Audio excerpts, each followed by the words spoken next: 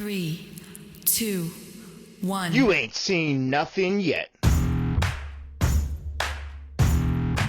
Hey everybody, welcome back to another week of the Let's Dig In podcast. I'm your host, Chef Rich Rosendale, and this week we had social impact entrepreneur, Chef Antwon Brinson. Antwon is the CEO and founder of Culinary Concepts AB. The company's based in Charlottesville, Virginia, and we talked to Antwon about what does it mean to be a socially minded company. You have a different mission than what a lot of companies out there these days do. So it was a great conversation. He's very knowledgeable, very energetic, and extremely passionate about what he does. On the show, I'm joined with my co-host, Christopher Ryloff and Rachel Barnett. And also I want to say a special thank you to our sponsor, Vitamix Commercial. Check out their entire line of blenders, everything from the Excel to the Quiet One, the Vitamix Prep 3. That's what I use in all of my kitchens, and they are the best. So anyway, without further ado, let's get started and dig in with Chef Antwon Brinson. Antwon, you are based in Richmond, Virginia, and you have your concept is Culinary Concepts AB, your social impact entrepreneur. I know you've been up to a lot of amazing things. You and I have talked over the last several months and stayed in touch over the years since our time at the Greenbrier. And though we're not able to talk every single day. I mean, I watch you from afar, like with social media these days, we're always able to keep track. And I've just loved all the things you've been up to. I mean, if anybody has been adapting and improvising and being innovative, it's really been a real pleasure to kind of watch all the things that you've been doing. And I wanted to be able to, we wanted to bring you onto the show and learn more about what you're up to right now. And thank you very much. Awesome, Chef. Thanks for having me, man. You're close. I'm in Charlottesville, Virginia, right by Richmond. Charlottesville, Virginia. I'm in Northern Virginia, so hour away, pretty man. Pretty close. A slingshot away, man. Right. Well, by the way, too, that just verifies my sense of direction is terrible. So if you ask my wife, like, never take directions from me. I'm lost without Google. So there's the proof for it. So. Okay. So we figured we would kind of start off, and I know, you've been on several podcasts, I'm sure, this year, and the hot topic in 2020. I mean, pick any one. I mean, this whole year has been just like this juggernaut of a crisis, one thing after another. But obviously the big one, what really kind of thrusted us into chaos, obviously has been this pandemic. And I think if you can maybe tell us a little bit about the business, your company, how the evolution has occurred, like what you were doing and where you're at now. How has the pandemic kind of impacted that? If you could tell us about that. Yeah. So my company right now is on the verge of my third year. I launched my company based off of the need in our industry for providing people with foundational skills and training to be able to climb the ladder in the industry. As you know, there's tons of folks out there that don't want to go to culinary school and they may not be in proximity to the Greenbrier to do an apprenticeship program, but they still want to get some type of certification so they can continue their culinary journey. So I developed a training program that helps folks not only gain certifications, but I have over 70 restaurant partners throughout the region, and I connect them to career opportunities. So I launched my company with the training program in mind, and over the last 3 years, I've had the pleasure of diversifying it from doing workshops to doing programs in a local prison to hosting a festival, giving students an opportunity to showcase their skills on stage. And it's been great. But fast forward to this year, I think like most folks, I went into this year super optimistic. Awesome lineup. And, I have plans on bringing on another chef this summer. I already have one chef and 2 facilitators. I was going to bring on another one. And I was slowly kind of backing myself out. Right. So becoming automatic. And, of course, COVID hit. And, I always say, be careful what you ask for. I think that most of us in the back of our mind, we're always like praying like, oh, God, I wish I had more time. Well, in this situation, I mean, that's the one thing I got. I went from a full roster to like nothing, right? Right. So, my thought process was, all right, well, I have time. What am I going to do with it? And I started thinking, when I originally launched my company, one of it's actually in my business plan. I wanted to do an online platform. And I remember talking to you about this like 3 years ago. And, things happen, my journey went a completely different way. And the training programs took off, the workshops took off, and, we were doing great. But with COVID, it presented a new opportunity. And that's how I kind of view COVID, to really go back to the drawing board and get closer to what my original vision was. And that's what I did, man. I locked myself in my kitchen for 2 months. And, I essentially turned this into a recording studio. And, I now have 4 cameras around me, 3 microphones. With the goal of doing my training programs online. But as we all know, restaurants are still, they're not back up to full capacity yet. So I'm like, all right, well, I can't be that same provider. Well, what can I do? I'm like, well, I'm going to do online cooking classes. Everyone knows me for doing my training program in this community, but not many people know me for cooking in this community. I was like, let's launch a online cooking program, and it kind of took off, man. It's like a beast of its own at this point. Sometimes, success can run out from under you. Whenever you have a good idea, you may not always know what that's going to look like, but sometimes it just happens. It just kind of manifests. Yeah.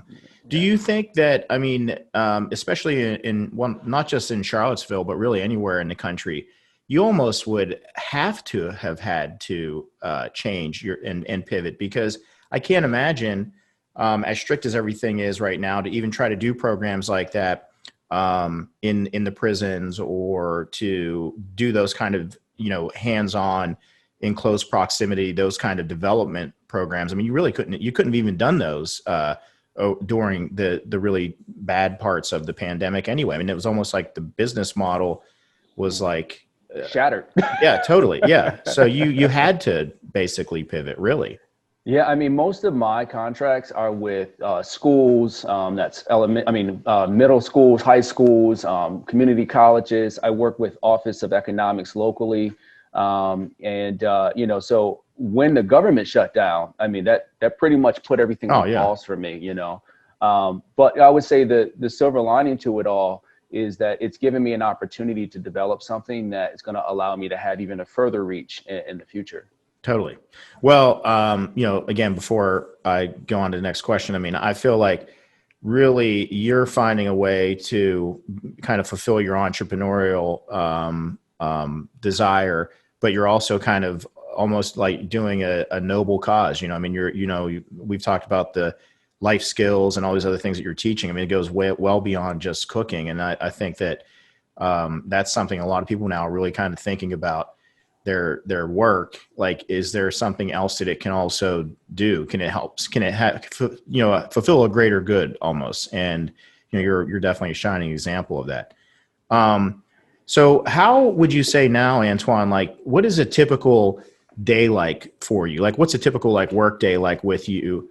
For now, like in trying to do like these kinds of classes, like what does that look like? You going to the grocery store? Are you prepping? Is it like, what does that look like? That's an awesome question. So, whenever I launch a program, I always kind of go into it with the same mindset. How can I build a bridge to connect people, places, and things? So when I launched this program, I was like, well, I want to work with local farms. But, given the state of everything and, the consistency of being able to get the product, I was like, I don't know if that's going to work. So I did my homework, and I found this amazing local company. They're here in Virginia, DC, and North Carolina, called 4P. And they're essentially a distribution system for small farms, and they give them an opportunity to sell their products to consumers and businesses. And I was like, oh, what a great business model, and they're all about sustainability. So I partner with them. So the cooking classes that I offer, it gives folks an opportunity to get fresh produce bagged from a local farm and cook with me once a week. And, you're supporting a great cause. So that was kind of like my way of really kind of building that bridge with this online class.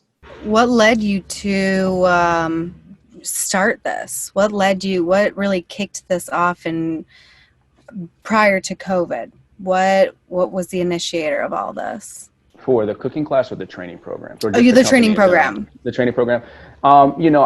Traveling, I've spent the last 15 years traveling, and, every place that I've gone, I've always seen that there's been a need. We've always been short staffed. But Charlottesville was unique. I came here from San Francisco, And I kind of came in with this very unique mentality that was like, oh, it's a fine dining restaurant. It's going to be easy to staff, small town. Yeah, it's going to be easy. And, humility is a real thing, man. After posting an ad online for about 2 weeks, I had 0 applicants, not even a dishwasher. And I had to go back to the drawing board. I was like, all right, well, I just need people. I just need somebody to apply. I can train them. And I ended up posting an ad that said, are you passionate about cooking? Have you ever wanted to work in a professional kitchen? Send me your resume. And it was almost like someone turned on the water. It was just like the floodgates open. All these resumes started coming in. And I went into that project with probably the greenest culinary team anyone has ever seen. And like day one in the kitchen was, all right, guys, this is how you hold a knife. This is how you set a cutting board. And I taught them, breakfast, lunch, dinner, and banquets. And the interesting thing is that I continued to do this dance for about 6 months. Strong applicant pool, people coming in, but I started to see a commonality between most of the applicants. And what I found was that a lot of those individuals had industry experience, some 5 years, some 10 years, but the commonality for them was that they only had station specific experience. You're applying for my saute cook position, but you've only worked pantry station, and you've done that for 5 years, but you've worked in 7 restaurants. And when you look at the resume, you're focused on the monetary value. So 50 cents here, another 25 cents here, $1 here. You're making a little bit extra change, but you really haven't advanced your skill set. So this entire thing started with a question. Are there any training programs out there designed to help folks that are passionate about cooking get the skills they need to grow in the industry? And when I really started to dive into it, what I found was that there were only 3 organizations nationally that did anything close to what I wanted to do. So I was like, well, if you can't find it, build it. So I sat down, I started writing. I reached out to some of my contacts, people in my network, and I developed a curriculum.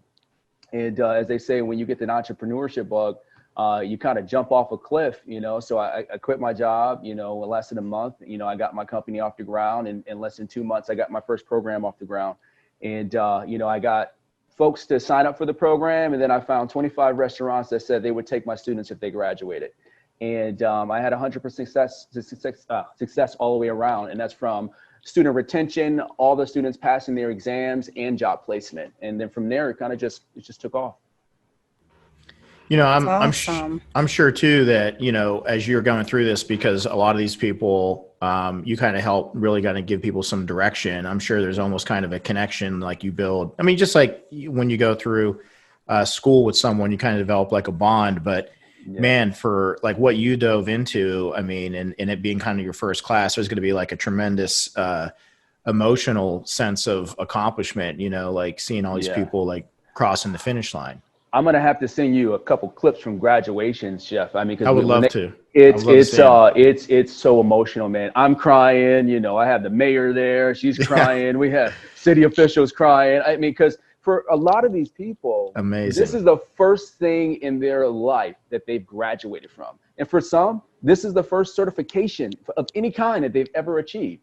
This is like the first major accomplishment. I would say the number one thing that I hear from students when they graduate is that I wish I would have taken this class before I had kids, because some of the lessons that I learned here, it applied, So, I mean, and I always tell people, when you graduate, it's not over. It's it's a mentorship. And I got that from the Greenbrier, right? Right. You're part of something much bigger than, just doing a training program. You're a part of the Culinary Concepts AB family. And it's a network, a network of folks that are passionate about cooking just like you. We have the workshops to give the students added value so they can keep coming back and doing different training programs to advance their skills. And, we have different partnerships. If they need a job, they'll reach out to me. Hey, chef, I'm looking for work. And I can connect them with a work opportunity. So it's turned into a beautiful thing that, and a resource for not just the students, but for the industry also. Awesome. I love that. And I would love to see the video. I mean, I think that's an inspiring story. What about also, I mean, I know I'm on the email list and I get a lot of the different topics and stuff like that. A lot of the dishes and everything looks super tasty. And you also, whenever you're doing a cooking class, I mean, I know you got a big personality, you're charismatic. So I think that is a terrific combination. But like with the classes themselves, like what's the format of the virtual ones you're doing now online? Is it like an hour? Do you do like one course, several? And also, is there, is there any kind of component to like a direction with like healthy eating, or are they kind of themed? Like where are you coming up with some of those combinations for those classes? That's an awesome question, Chef. You know, it's for one, it's about seasonality for me. That's Okay. one thing that I've seen in the class is that a lot of folks, they're afraid to try things that are in season because they don't know how to cook them. So, you know, I kind of stepped away from all the things that I wanted to do, and I wanted to provide people with a skill set that teaches them how to use fresh produce that's in season. To add on to that, I wanted to really diversify it. So like, for example, the class that is coming up this week is Ethiopian. I'm Ethiopian. I do Ethiopian at home. And Oh, wow. there's a huge vegetarian population here in Charlottesville. And, you know, people that are vegetarian typically go to the same things. And I'm like, well, guess what? In the Ethiopian culture and the Indian culture, there are a lot of vegetarian dishes that I can introduce you to, and spices that kind of enhance those dishes using produce that I'm getting from local farms here. So this week we're going to be diving into, you know, some Ethiopian cuisine. So it's really just things that I'm passionate about, and I want to make sure that I'm able to build the bridge to people to help advance their skill set and expose them to different cultures and different cuisines. That's amazing. Everything that you just said about the vegetables and using the local farm, that at the same time is supporting the local communities. How do you envision the future of Culinary Concept AB? I mean, my goal from conception has been to take this nationally and internationally.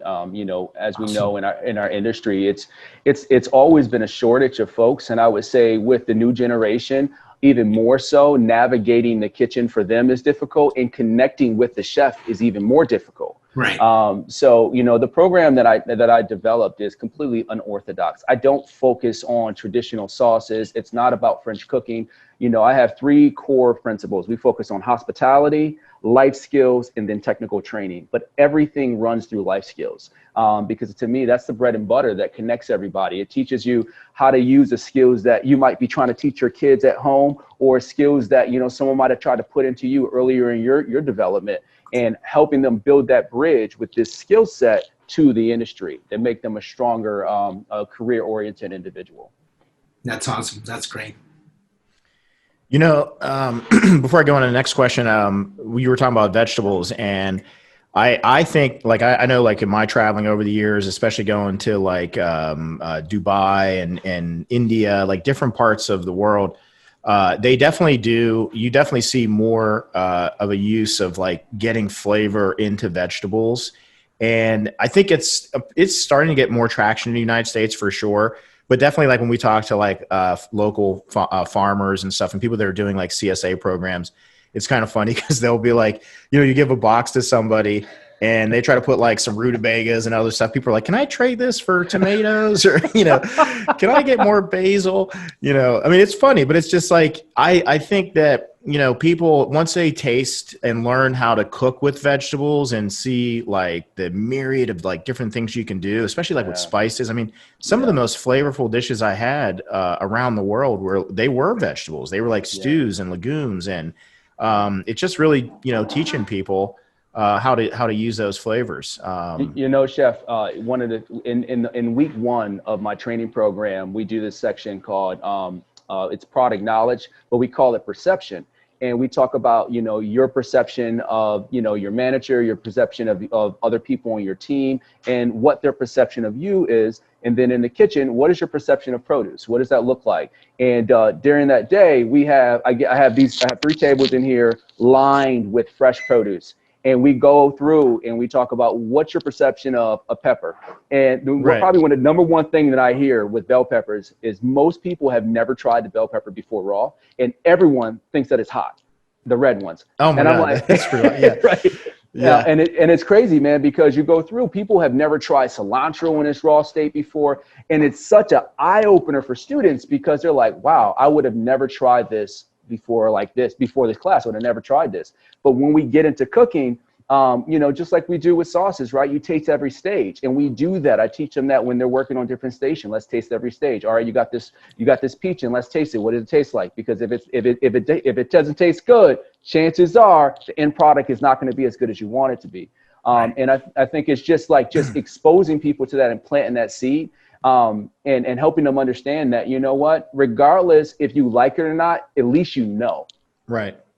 Well, and honestly, I mean, I could already tell, and obviously even from knowing you that, you are a great teacher, just because, you really kind of, you're starting some of the concepts that you talk about. You really start about how do you communicate with somebody and their perception. And I know whenever I was in Norway, one of the fascinating cooking classes that when we were over there that was being done was getting kids to grab a sous vide bag, and they were all putting fish in there, and then getting them to put all these other different ingredients in there. And because they were so engaged, like in the process, and it was like so different, and they started from start to finish and got to taste it, they were eating it. And otherwise, if you kind of just put like a, piece of salmon on a plate, they might be like, I don't want to try that. But, right. So education and teaching people and getting them to kind of understand and breaking down some of those perceptions is so important. And yeah, my kids are the same way. It's like, it's like, here, try one of these, that's awesome. Hey guys, how you doing? Real quick, just want to take a break and say thank you to Vitamix Commercial for sponsoring the show today. Check out their entire line of blenders. They are the best blenders on the planet. And also, if you want to see any of our other episodes, you can watch the video version of the full show at Rosendale Collective on YouTube and everywhere that you listen to your favorite podcasts. We are on Stitcher, iTunes, Spotify, all the major podcast channels. You can listen to all of the older episodes. They were all great conversations. Anyway, let's get back to the conversation with Antwon Brinson. You're such a connector, and I can tell, obviously, from your dialogue with networking, because it seems like a big part of all of the things that you've made happen, you really have kind of made happen. I mean, these things aren't like falling out of the sky, these opportunities. I mean, you're really taking the initiative to kind of kickstart these things. I mean, what other things like are you doing in your community? I mean, are you do you have time right now? Do you try to stay involved with like different projects in the community? Or what, like how has that role kind of evolved?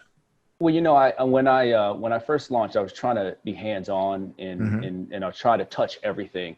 And I learned very quickly that that's not the most effective way and efficient way to be. So I took a couple steps back and I said, how can I be the most impactful? And I was like, well, I have a ton of experience and I want to be a part of the solution. I want to be a part of the decision-making process. So I joined a board, and I joined my first board, and I enjoyed being on it so much because I created so much impact. I was like, I'm going to join another one. So I'm actually on 3 boards, 3 different committees. I was on a board call. Yes, I was on a board meeting yesterday, a 3-hour meeting yesterday. And I get to, be a part of the decision-making process, and I have a voice in what happens in the industry. And it's so much more powerful than, just showing up, putting something in the bag, Totally. I feel like there's different levels for different people, but for me, I've found that, my skill set has been most valuable by contributing that way. Yeah. And honestly, a lot of people, you know how it is these days. Like a lot of people are very much, they're into complaining about things, but it's like, if you don't have skin in the game and you're not really going to put the equity of time into making something better, then, it's like you got nothing to complain about, So, I mean, definitely that's the way that you make things happen. And man, 3 boards, you're going to be on 6 of them here by the end of the year, I'm sure. You know what, Chef? One of the things I learned this year was how to say no. That's good. You learned pretty early. Yeah. So I've actually turned down 3 opportunities in the last 2 months. Okay, good. I was worried about you, Antwon. I'm on 3. I was like, I'm at capacity, guys. I'm sorry. I appreciate you thinking of me, but I'm good. I'm going to have to take a pass on these. That's awesome. Chef, being one of the things that I was reading the last couple of days and during the last week, I was looking at your LinkedIn, and one of the things that I really like is how it says that you are a social impact entrepreneur. And that's one of the things that it really grabbed my attention. And being an entrepreneur in the culinary industry, what do you think that there is always room to improve everywhere. And how do you think that this community, the culinary community, can do something else to to be more helpful for the community, for the people, like what you're doing? Actually, I think that what you're doing is great. I think that in our industry as chefs, what we have the tendency of doing is working in silos. It's the nature of the business. And what that does is, it separates you from so many things. And I'll rewind a little bit. Last year before COVID, Charlottesville is unique in the sense that we have over 500 restaurants in a 10-mile radius. It's like number 3 restaurants per capita in the United States. It's insane. Yeah. So what is interesting is that along with that, we have well over 500 nonprofits in the food and beverage sector. Those nonprofits before COVID worked in silos, just like we did as chefs. They didn't know about the chefs didn't know about the businesses. And what COVID has done, again, it's a very different perspective, but COVID has broken down barriers in a way that, restaurants are closed. So chefs are like, there's people starving in the community. I have a skill set. How can I help? Nonprofits are like, we're going to pay you to help serve some people over here. And it's just created this environment where people are forced to come together and to kind of break bread, so to speak. So, to answer that question, what can you do? Look in your nonprofits, community. In all across America, there are so many nonprofits in the food sector that are doing great things in everyone's community. Find one in your community and see how you can be a part of the solution. That sounds great. You're right. I mean, you can find those communities everywhere.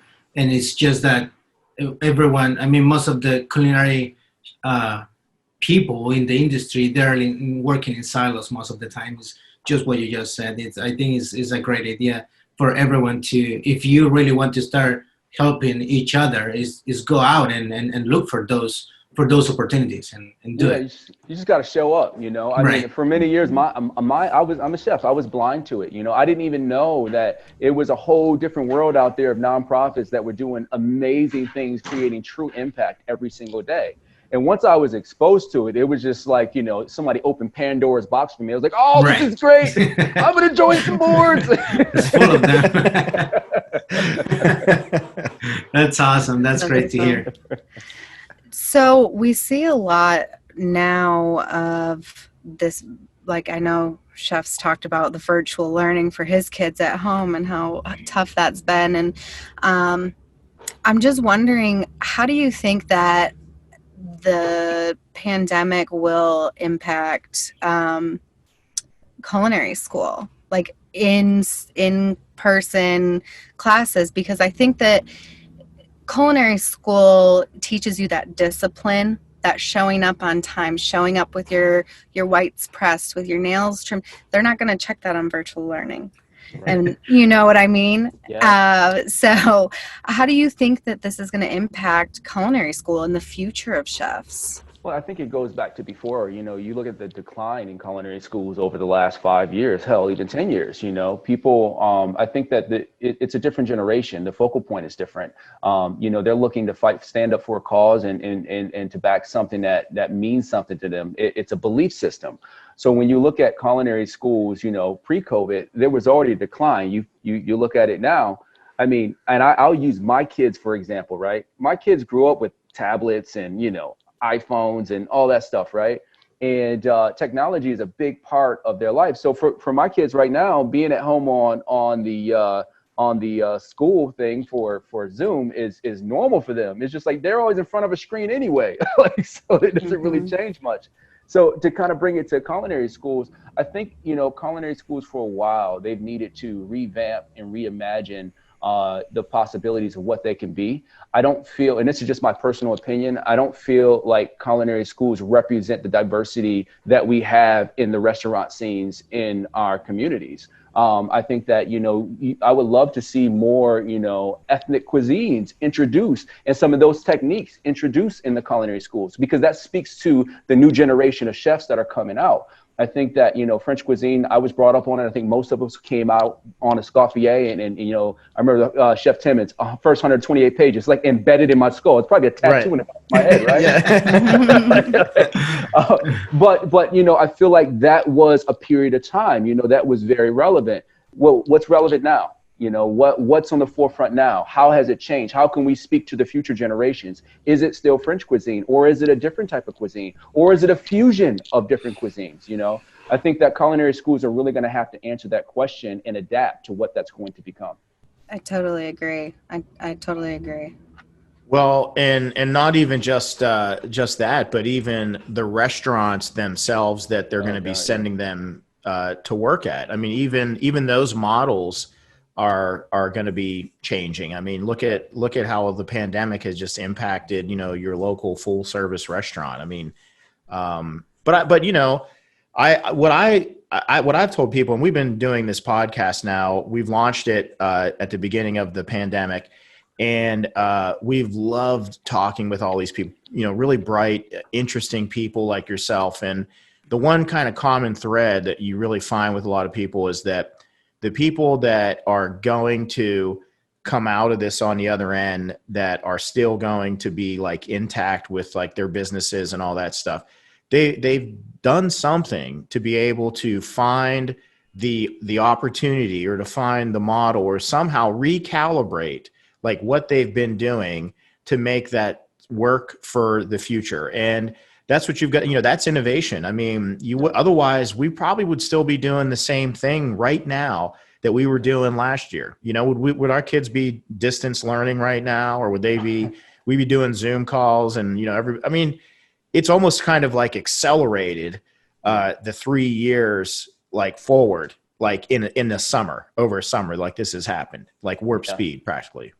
Yeah, I agree with that 200%, man. 200%. Chef, we were just talking about like how is the new e-learning schools are and everything, and you were talking about that the technology that your kids have to use it, and Rich's kid and most of the kids there, they were born in a new era that is the internet, and everything is kind of like smart devices. You can control your entire house with smart devices. What is your thought about the smart kitchen, about like the high tech in the kitchen and everything?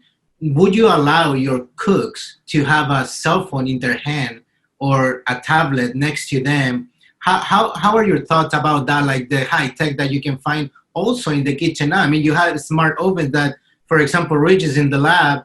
He has a couple of ovens that you just push a button and he's already cooking, and he's already doing the job that probably most of the people study years for it.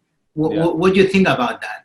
I think that, you know, the mindset of a telephone needs to change, right? Because, you know, back when we were coming up in the kitchen, a cell phone was a cell phone. That's what it was. It had a couple apps on there, but it was to make calls. Nowadays, it's a computer.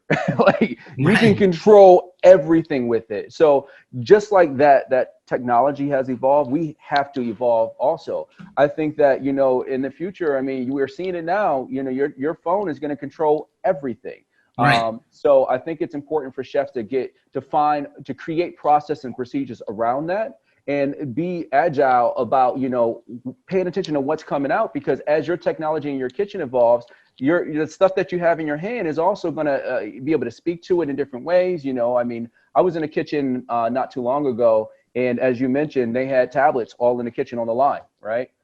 You know, and that's how they're running their line. And I think that's it, right? That's what's coming. That's what's here. Right. I've seen this is a guy I follow on social media. He was in, I don't know, Singapore or China or something.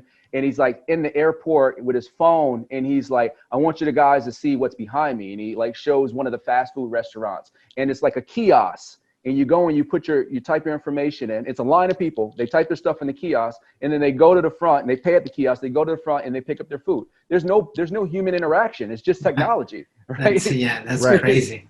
I mean, I was asking that because I'm really pro technology, and I love, for example, how the lab is set up. Because using tablets and everything, I mean, first of all, I think that is more eco-friendly for everything. You don't have to be printing so many papers and having so many like waste and everything. So I think that, and besides, for example, Rich also implement solar panels. So it's not even like that you're consuming the energy from a machine, just that. And it's you're using every single I don't know, resource that the environment provide you. So I think that that's great, and that's why I was asking that. And at the same time, you already said at the beginning that whenever you started, you had the greeniest team possible that you can ever imagine. So I was thinking, and I just did a keynote for the university where I studied a couple of weeks ago, and one of the instructor, he was like, "Do you know how this is gonna look in a year if everyone is doing it?" Because e-learning, for example, for digital marketing, for like learning software and learning everything about technology is not bad.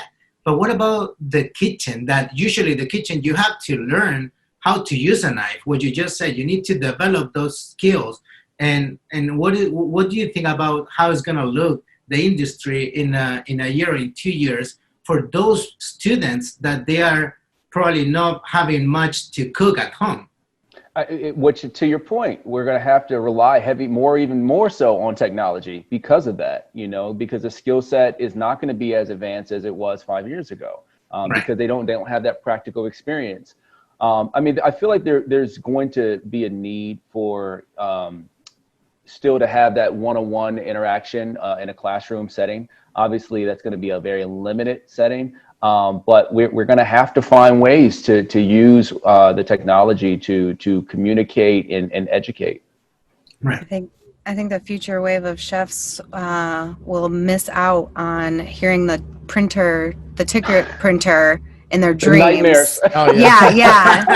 You hear that for hours and hours after your shift. They'll never know what that's like. Waking up in the middle of the night, like, oh my God. Right. Well, and where we had worked for several years at the Greenbrier, and there was a point where they had a big scoreboard like you would see in like Yankee Stadium.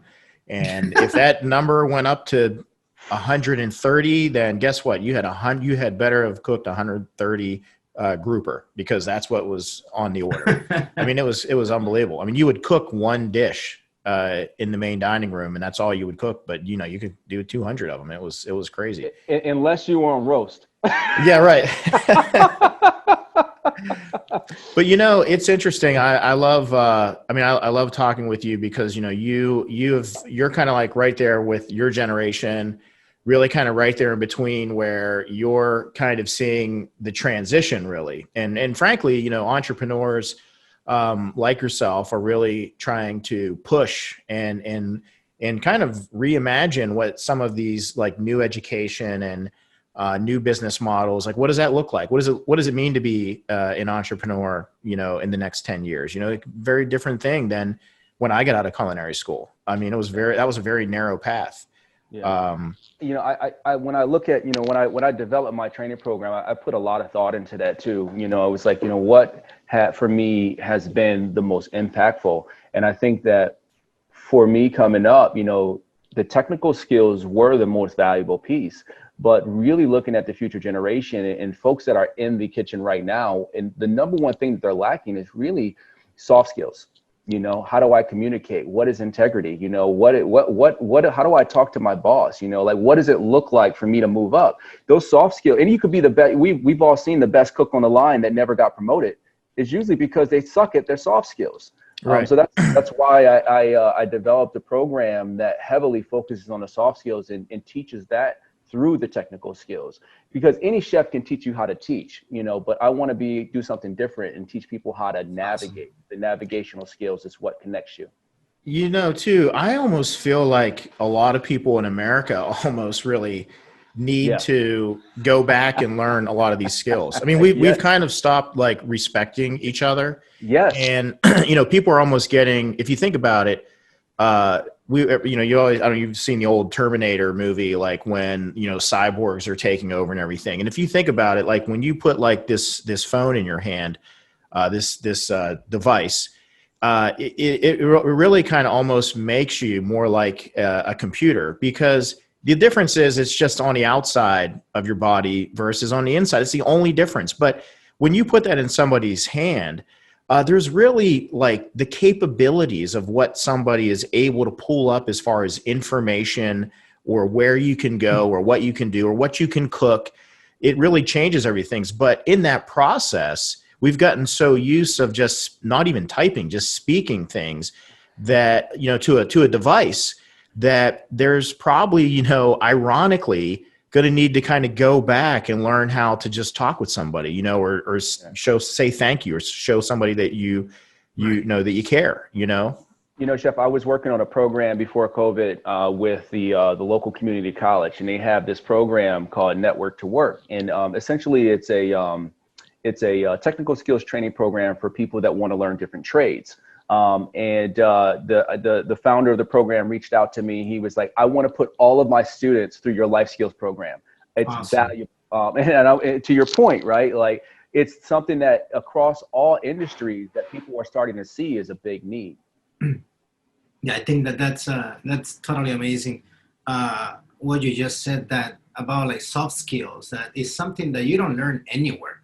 And probably if you are really good at self-learning, you can learn a couple of things, but most of the people, and to be honest, most of the chefs and cooks and probably every industry, they're not good about learning those kind of little skills that they're really important about what you just said, to grow up, to go to the next step and take the next level in your career, how to negotiate that and how to respect each other and how to talk. Because usually the first thing that we learn is just chef, and we chef and you go from there.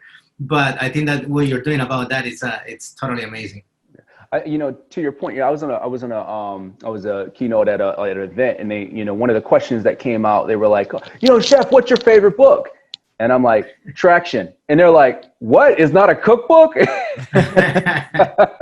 And I'm like, no, because that book taught me so much about how to navigate my business and how to elevate what I'm doing and how to do more of what I'm doing. It's probably one of the most influential one of the most influential books for me right now. I'm like, as a chef, there's a lot of other books that's influenced me, but where I'm at in my life right now is I'm trying to gain skills that weren't taught to me before, and I want to keep building and growing.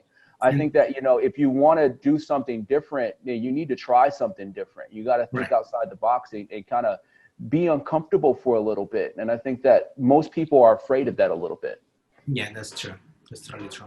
But when you put yourself in that place, that's for you. I mean, that's, as that's where you have the most tremendous growth. You're not going to grow by doing something easy and not being challenged. And, even this year, I mean, look at what you've been doing because you've had to, you've had to evolve.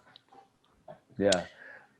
So this year, normally we would be going out to the Hawaii Food and Wine Festival. We weren't able to go this year because of the whole COVID thing. We didn't go this year. But you spent some time in Hawaii, Antwon. How did you enjoy that? And what made you kind of come back to the East Coast and now being in Charlottesville? I mean, do you feel like is that a good place, a friendly place for launching businesses? Yeah. So, I mean, I personally love Hawaii. I was on a podcast, I think it was Monday, and the question came up about Hawaii. And, I was like, for me, Hawaii was a huge wake up call. So I went from, little old West Virginia, my rent was like $500. And I did this huge pay jump, right? And I'm like, all right, good. I'm going to make money. I'm going to get this condo. So I get this condo out there, and then I go to the store and a gallon of milk is $8. Yeah. And I'm like, yeah. Yeah. Right. Yeah. Right. So, the cost of living out there, it was a rude awakening, man. Oh yeah. I had to do some major adjusting. Well, yeah, from Lewisburg and White Sulphur. I mean, yeah, that's on the other side of the spectrum. Oh man, it's a joke. But no, so I go out there, and that was a big learning curve. But I would say the second piece to it is, the culture out there is. I think that everyone should experience Hawaiian culture. It's so different than what I was used to. Coming from the Greenbrier and coming from that yes chef environment. I think that the social aspect of being a chef was left out. We're taught to follow. We're taught to be really good followers and really good executors. And then you go into a leadership position, and it's no longer about your ability to follow. It's about your ability to lead, your ability to communicate, your ability to be empathetic. And those were skills that I hadn't sharpened up until that point. So being out there for me, that culture taught me so much about, ohana, which is what they call family, and what that really means in a kitchen and what it looks like in a kitchen. I would say that place I probably grew the most as a leader.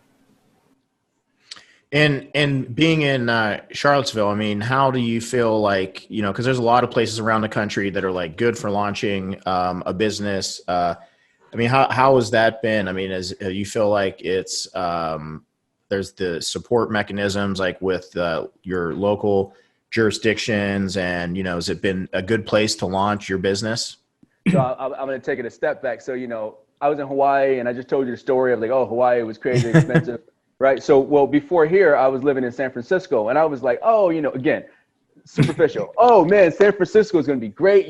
Between me and my wife, we're making the most money we ever made, had a beautiful house. And then, you start thinking about your 3-year, your 5-year goals. You're kind of forecasting a little bit. And I had a rude awakening out there. I'm like, I am never going to be able to buy a house. I'm never going to be able to put my kids to school. I was like, I got to get the hell out of here, And I love San Francisco, but it was wants versus needs, right? Like, this is what I want, but I don't need to be here. So when I decided to leave SF, the thought process was I need to find somewhere that I can plant my feet. At the time I had 2 boys, and I'm like, I always promised my oldest son when he got to high school, we're going to plant our feet somewhere. So when I started looking around, I genuinely thought I was going to end up in San Diego or somewhere like in the LA area. On the outskirts, because LA is too expensive. Yeah, you've picked some expensive places. You went from like, being able to work at the Greenbrier, you're working a lot of hours, great cost of living, Hawaii, San Francisco, and yeah, I mean, it's expensive. Oh my God. So, maybe LA, yeah. Right, maybe LA, but then I seen the cost of living, I was like, not LA. Yeah, it's expensive. Oh my God. But, when I started looking, Charlottesville came up, and really what was a determining factor for me was, I'm originally from upstate New York. My wife's from New Hampshire, proximity to family. Yep. But most importantly, the cost of living here was good, and the schools were fantastic. When you have kids, you got to think about the schools. Right. And understanding for me, one of my goals was to be an educator at some point. I always thought that I was going to go back to the CIA, where I graduated from, to be a teacher. But the environment here really was the perfect storm for me to be able to launch something like I have, and to be successful. I would say the one thing about this community that I really love is that there is a true sense of community here. From conception of my company to me moving here, I've been embraced in so many different communities, from tech to, the nonprofits to, the food community. And I'm not from here, but, they make you feel welcomed, and they open doors that allow you to be able to navigate and to flourish in ways that you would not be able to do alone. That's awesome. That's amazing. Chef, being an entrepreneur, probably, Rich can tell much better. It's a really hard job, and it's a lifestyle kind of job. What would you say to those young chefs that they want to create their own company or their own business? Because in my perspective, what I can see, most of them, they see that is like, oh, let's just file the papers and get the permit and start. But it's not that easy, and it's not like your first month you're gonna sell $100,000 unless you have so many good networking and contacts. But what would you say to them, like how to start it off and don't like drown in the first month or the first couple of months? I would say if anybody that wants to launch their own company, regardless if it's food, beverage, whatever that is for you, know thyself. And I genuinely mean that. And what that means essentially is know what you're good at and know what you suck at, and really know what you want to do. You want to go into this with a plan. You want to have a goal. Don't say, hey, I want to have a restaurant. You want to have a goal. You want to have milestones on how you're going to get there. And you really need to draw yourself a blueprint. I'll use a kitchen reference, like if you're going to have a banquet, work backwards, right? You need to figure out who you're ordering your stuff from, what days it's coming in, who's on what station, what time it goes out. You need to have a list to structure yourself. That same principle applies to being an entrepreneur. You don't ever lose that, right? If you're a disorganized chef, it's going to be chaos for you as an entrepreneur. So utilize the skills that you have, know what you're good at, and have a plan. Just make sure you have a plan. You're going to fail, expect it. You're going to trip a couple of times. Expect it, but don't let it stop you. You know, you need to have, an unwaverly belief in yourself, because that belief is going to allow you to surpass any failures, any barriers that would stop you, that would stop the average person. Awesome. That's great to hear. Antwon, being around the holidays, is there anything like that 2020 has been different? Like, are you looking forward to a different kind of like holiday gathering? I mean, naturally, a lot of people are probably going to have a lot less people getting together this year. Maybe not as much travel. But how are you kind of looking forward to celebrating the holidays this year? Chef, I'm going to be completely honest, man. Spending so much time in the industry, and I know chefs are going to hate what I'm about to say. I missed so many holidays with my family, and I didn't know what a holiday was with my kids and with my wife. So honestly, I cherish the opportunity to just be at the table and be there for the day and just enjoy their company. To me, that's the most valuable thing that I have on a holiday. That's great. Don't you think that's probably an important thing too, that, maybe coming out of this is for people to look at like your story, like what you're doing and how you're literally just steering your own course. You're kind of saying, look, this is what I want to do. I'm going to figure out how to do it. But I mean, I feel like, in doing this podcast, we always try to share a lot of great stories and inspiring people. But I mean, I really feel like, people, you can do what you have in your mind's eye. You just got to do it. And naturally, I know you are afraid sometimes, just like I am. Everybody is afraid of failure or what might happen, or what if this happens, or what if that happens. But, to figure out a way to check more of those boxes that matter to you, and not even to you, but to the people around you. Like how can you make that happen? And I think you kind of just saying that about the holidays is like a perfect example of that, not Chef, just what you missed, but the people that are important to you, not having you there, that's an important thing to accommodate into your life. That was a promise that I made myself when I launched my company. I was like, I've missed out, and I'll say this out loud. I don't think I've ever said this on a podcast. I missed the first 3 years of my oldest son's life. I was in the apprenticeship program. I was going through a divorce. I was going through so much at that time. I missed the first 3. I can't tell you anything about the first 3 years of his life. And I'm not proud to say that out loud, but I need to say it to remind myself of what I have and the value that it holds to me. I do everything I do for my family. So it's super important that, I think that as a family man, or if you're in a relationship, we have the tendency of saying, I put my family first, but do you really? I feel like as a chef, we say it, but we don't really practice it. So when I launched my company, that was something that I promised myself, that I would actually uphold that truth and make sure that when there's those opportunities that I really embrace them. Awesome. Chef, now that Rich was talking about failure, and you were mentioning it too, it just popped to my mind. One of the things that I can't tell anything about that because I don't have kids. I have 2 brothers, and I was talking to them. I've been talking to them for a couple of years already, because they're always talking about that they want to do something, they want to do a business and whatever. They work in different IT companies and different industry. It's not culinary industry.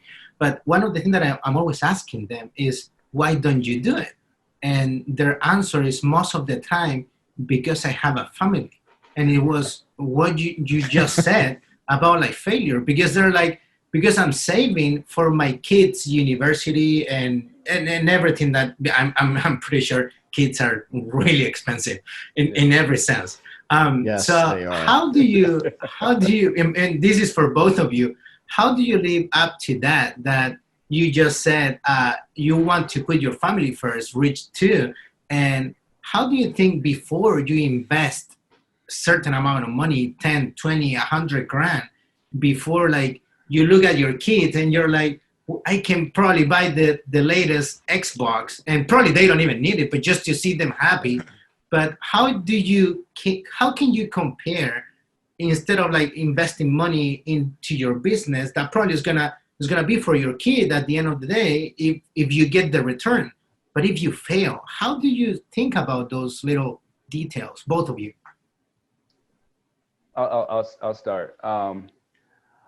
I would say your background and where you come from plays a lot into where you are and where you're going. I didn't come from much. I didn't have much growing up.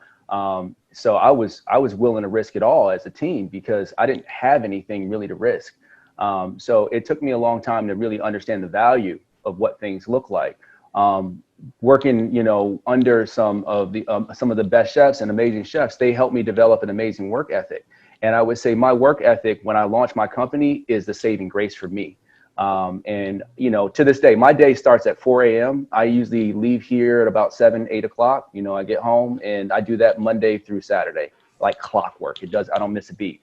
And, within that time frame, because I've structured my day in a way that allows flexibility, I can leave and go home and, shoot a football with my son. I can, go for a quick bike ride with my son, and those things to me are extremely valuable. I actually built time in my schedule that allows me the freedom to do those things that I say that are important to me. So, the risk for me now, I feel like I've taken so many risks. Just jumping off a cliff, launching a company is a big risk. And I continue to take those risks because I understand that with the risk comes a larger reward. So you can't be afraid to take a chance, and you can't be afraid to continue to kind of knock down barriers and try different things if you want to advance and you want to go further. So for me personally, it's a lifestyle. It's a mindset. If you think that you can't do it, you won't do it. But if you think that you can, just even 1%, you'll prove to yourself that you can, and that's incentive enough for me. Right. Well said. Well said. Well, I feel like that's everything that I would definitely echo. So, Antwon, what about for next year? I mean, is there any? Because I know we're coming up here on an hour, and by the way, I really, like I said, when we do these podcasts, I mean, as much as we love kind of talking with people and sharing all of this insight with all of our listeners. I mean, I feel like for me, and this is kind of how I grow, and I know Rachel and Chris, I mean, everybody, we all really kind of feed off of each other. So you really have had some really wonderful insight that, I see tremendous value, not just for the people that listen, but for all of us as well. I mean, you draw inspiration from each other. So, one thing just to kind of look for next year, I mean, are there things anything that you want to share, like with like, hey, here's some things that I'm thinking about, any things that you're looking forward to, any new ideas or concepts, any upcoming classes, anything that we can just share with anybody? Yeah, I mean, aside from the cooking class that I'm doing right now, I'm really excited. In the next 2 months, I'm going to be launching an online training program, which I can't shout out the organization just yet because we're still finalizing the deal. But it's a national organization. We're going to be doing a partnership with the life skills training program that I have, and we're going to be running that with a college. Online culinary school, where you can actually get a certification. So I'm excited about the possibilities. I'm looking at an organization like the ACF. I'm working on a partnership with them, with the modules where you do the program and it counts towards a larger certification with them. So I'm constantly looking at ways to build bridges and add more value to students that's gone through the program and entice students that are thinking about getting into a program like this to give them incentive to want to continue to grow. So I'm looking forward to 2021, man. I feel like it's going to be a great year full of opportunities. Well, it couldn't be any more turbulent than 2020 has been. I don't think so. Unless there's like zombie apocalypse or something like that. This year, man. What else is going to get thrown at us? I mean, like, I think like you, Chef, I don't know, you watch a lot of movies, right? Like, yeah. I've seen some messed up movies, man. I feel like I'm living a movie. Like, I know, totally. I've seen this before. Yeah, I know. I've said the same thing. It's exactly how I feel, totally. Antwon, where can people find out more about you? That website, social media? Website is culinaryconceptsab.com. Social media is the same, Culinary Concepts _AB on Instagram and Culinary Concepts AB on Facebook. If you want to check me out on LinkedIn, which I do a lot of posts on there also, it's Antwon Brinson. Just search me up. Yeah, and on my website, you can join the newsletter if you're interested in getting content of things that are going on with the organization. Yeah, that's it. Awesome. Well, Rachel, Chris, any other questions? Rachel. Oh, well, Chef Rich, you mentioned the holidays coming up, and I love the holidays, and I love to know what other chefs' favorite meal is during the holidays. So if you like, what do you look forward to most during the holidays? Like, what's your favorite holiday meal? I do last year I did an Ethiopian spread for Thanksgiving. Wow. Oh my gosh, that's awesome. A spread. This year I'll probably do Indian. Very cool. A spread. Yeah, that's amazing. I kind of break the mold when it comes to traditional holidays, just because I get in moods, as most chefs do, and I'm like, what do I have a taste for today? Right. So I can't tell you the last time I actually cooked a turkey for Thanksgiving. Oh, that's funny. Very cool. I love it. Yeah, the Greenbrier. Yeah, lots of them too. Roast. Yeah. Oh man, awesome. Well, hey, Antwon, I got to tell you, thank you. This has been an awesome hour with you, and I remain inspired by working with you over the years, and it's really been terrific to see your trajectory. And we're sending you the best wishes that it continues to just go off the charts, and I know it will, just because of your work ethic, your drive, and you're being successful for a reason. So just keep it up, and anything that we can do to bring value, sharing any of the content, please let us know. We're all huge fans of what you're doing. I appreciate that, Chef, and I just want to say it out loud, man. You've been a mentor for me since day one, man, and I appreciate you just being there when I needed you throughout this journey, man. You've always had my back, man, and I just want you to know that I appreciate you and your team, and you constantly inspire me, man. Everything you do just keep doing what you do, man. You don't realize it, man, but you've inspired a lot of people, and you'll continue to do so too. Thank you. All right, Antwon, take care, man. We love you. Thank you take very care. much. We'll see you soon. All right, guys. See ya. Guys, thank you for tuning into that conversation with Antwon Brinson. I told you it was going to be a great conversation. He is a super inspiring chef. We wish him so much luck in the future. And also, real quick, just wanted to again say thank you to our sponsors. We have Vitamix Commercial. Check out their entire line of blenders. They are the best blenders. That's what we use in our kitchens. Also, Henkelman, they are the leaders in vacuum technology. That's what we also use in our kitchens for sous vide and vacuum sealing. And then also Verlasso salmon. There's lots of different salmon possibilities out there. Verlasso gives you buttery taste, great texture, and it is also sustainably raised. And also Comey. Comey is the leading software for recipe and menu management. Go to their website, www.comey.com. That's what we use to manage all recipes for all of our restaurants. And then also the International Sous Vide Association. These guys are on top of everything sous vide. They do a great summit every year, and we know that you're going to love all of their content. Anyway, thank you all for watching another week of the Let's Dig In podcast. If you want to see our other episodes, you can go to our YouTube channel at Rosendale Collective. We have the video version there. And then also listen to our podcast everywhere. All of the major podcast channels. We're on all of them. iTunes, Stitcher, you name it. Check them out. Thanks again for watching. Please like and subscribe. We'll see you next week.